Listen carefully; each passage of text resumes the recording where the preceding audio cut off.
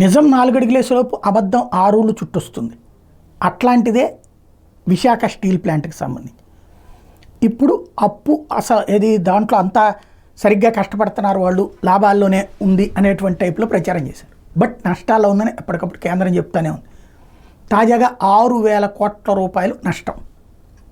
ఇది ఇక్కడ సమస్యల్లా ఏంటంటే ప్రొడక్షన్ కాస్ట్ ఎందుకు పెరుగుతుంది, లాస్ ఎందుకు వస్తుందంటే 100 రూపాయలు తయారీకి అయితే 80 రూపాయలకే అమ్మాల్సి వస్తే నష్టం ఎందుకు. ఇది బయట మార్కెట్ రేట్ ప్రకారం, ఇక్కడ 20 రూపాయలు ఎక్కువ. ఇందులో 2 కోణాలు ఉన్నాయి దీన్ని ఆదుకోవాలంటే. ఒకటి, రాష్ట్ర ప్రభుత్వం కాంట్రాక్టులు చేస్తుంది. రాష్ట్ర వ్యాప్తంగా ఇప్పుడు అమరావతి ఇవన్నీ ఉంది కదా, విశాఖ స్టీల్ ప్లాంట్ ఉక్కు మాత్రమే తీసుకోవాలి అని అందులో షరతు పెట్టారనుకోండి, అప్పుడు ఎక్కువ రేట్ అయినటువంటి విశాఖ స్టీల్ ప్లాంట్ ఉక్కుని తీసుకుంటారు కాంట్రాక్ట్. బట్ కాంట్రాక్టర్కి ఆ డబ్బులు రాష్ట్ర ప్రభుత్వం చెల్లించాల్సి ఉంటుంది త్రూ ఇప్పుడు ఆ బ్యాంకులు కాబట్టి ఆ విధంగా కొంత ఆదుకోవచ్చు.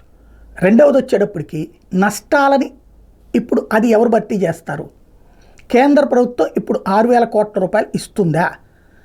మొన్ననే కుమారస్వామి వచ్చి వెళ్ళారు, రెండో పక్కన మన మంత్రే భూపతిరాజు శ్రీనివాస వర్మే అందులో మంత్రి కూడా. వీళ్ళు ఇస్తారా?